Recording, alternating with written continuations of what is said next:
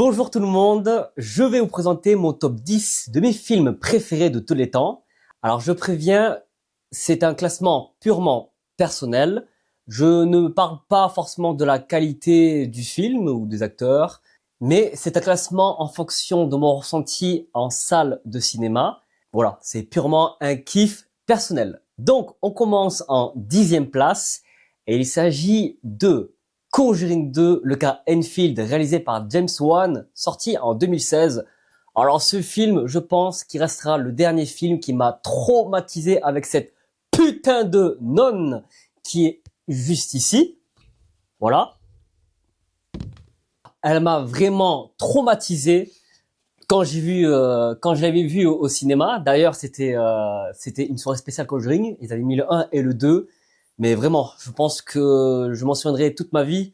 Et il s'agit certainement du dernier film dans lequel ça m'a le plus traumatisé avec cette nonne là qui m'en a fait des cauchemars. Mais j'ai adoré, vraiment, j'ai adoré, incroyable. Ensuite, nous avons Man of Steel, sorti en 2013, réalisé par Zack Snyder.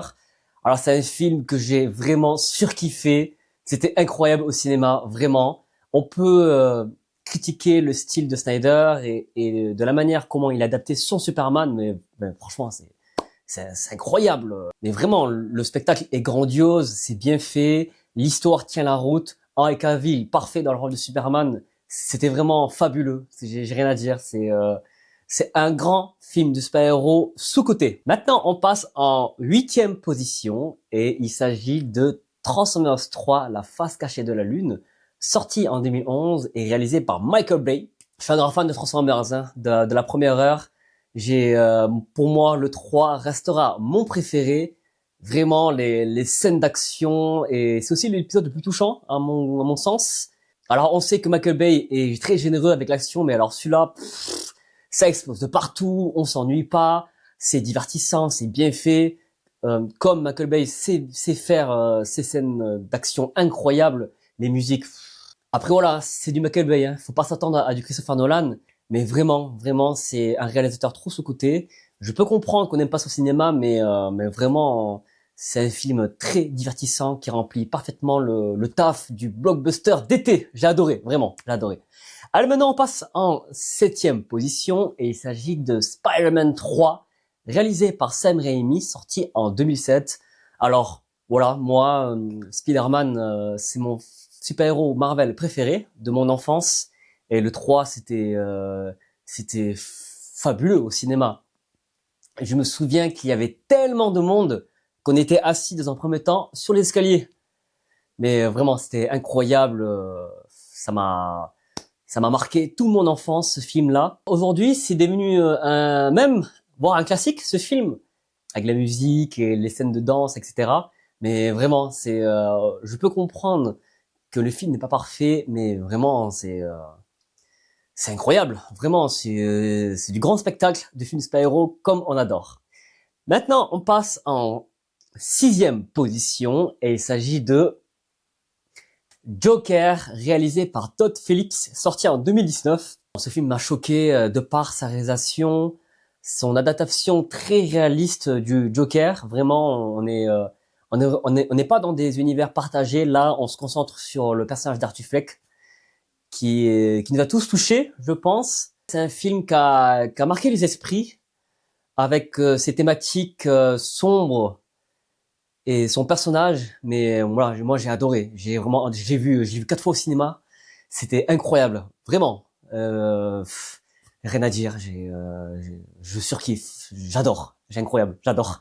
Allez, maintenant on passe 5e position et il s'agit de Zack Snyder Justice League, sorti en 2021, réalisé par Zack Snyder. Alors ce film est spécial dans mon cœur. Pour les gens qui connaissent l'histoire du Snyderverse et de la Justice League et tout ce bordel de production, on a eu notre film de Justice League qu'on méritait et c'était tout simplement incroyable, vraiment. En fait, c'est plus qu'un film, c'est vraiment tout le dénouement qu'il y a eu derrière tout ça et toute l'histoire et la tragédie éventuellement qui fait que ce film m'a beaucoup marqué et qui restera à jamais dans mon cœur. Vraiment, les musiques, l'histoire, 4 heures quand même, hein.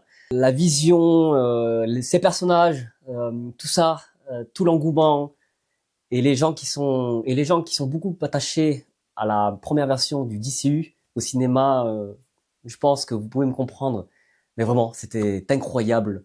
Dommage qu'on n'a pas eu cette version au cinéma, ça aurait été fantastique, mais c'est pas grave, on l'a quand même eu.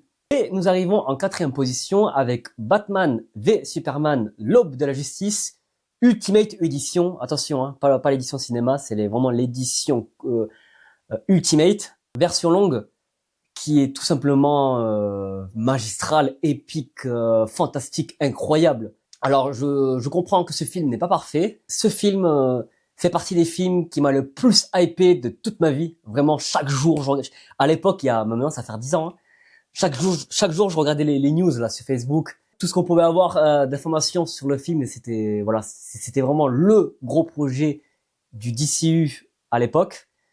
C'est fantastique. J'ai de très très bons souvenirs de ce film.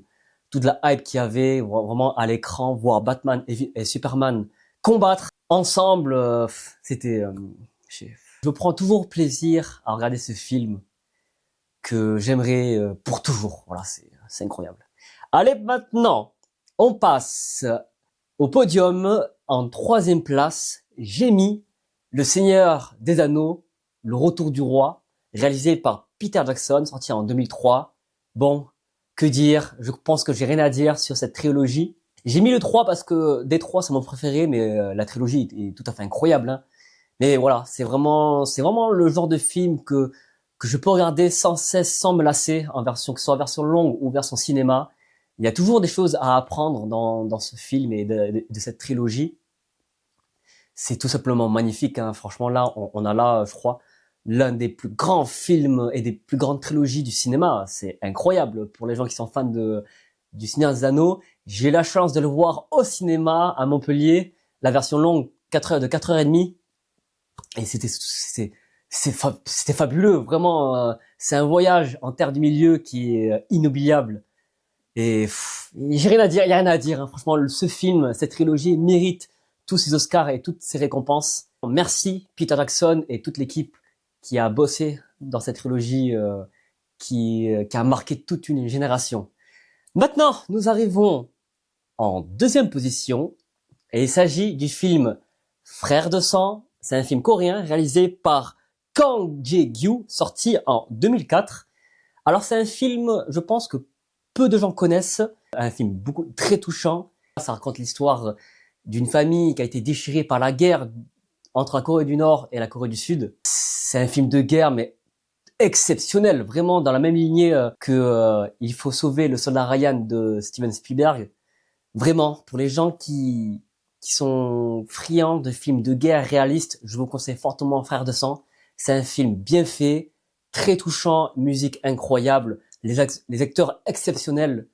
Vraiment, c'est un film qui m'a beaucoup marqué. Maintenant, nous passons au film qui a la première position. Et c'est un double film, voilà, j'ai un peu triché. Et il s'agit de Crow Zero 1 et 2, réalisé par Takeshi Miike, sorti en 2007 et en 2009. Alors ce film, voilà, what the fuck. Pour les gens qui connaissent Crow Zero, voilà, c'est une adaptation de manga entre Crow et Worst. Ça parle de lycéens qui se font la guerre entre eux, devenir le plus fort du lycée. C'est un délire. Il faut aimer les codes des films japonais très caricaturés, très clichés. Mais vraiment, ces 2 films m'ont beaucoup marqué durant mon adolescence. Voilà, j'avais tellement aimé que j'ai acheté la même veste et que j'ai fait la même coupe. Mais voilà, franchement, les personnages, l'histoire, l'humour fonctionnent très bien. On a des personnages très charismatiques. Genji Takiya, Serizawa, pour ceux qui connaissent. Ce sont mes films préférés, all time, qui m'ont marqué à jamais. C'était mon top 10 de mes films préférés de tous les temps. N'hésitez pas à commenter et à partager et à liker cette vidéo. N'hésitez pas aussi éventuellement à dire vos films préférés dans les commentaires. Je suis curieux de lire ça.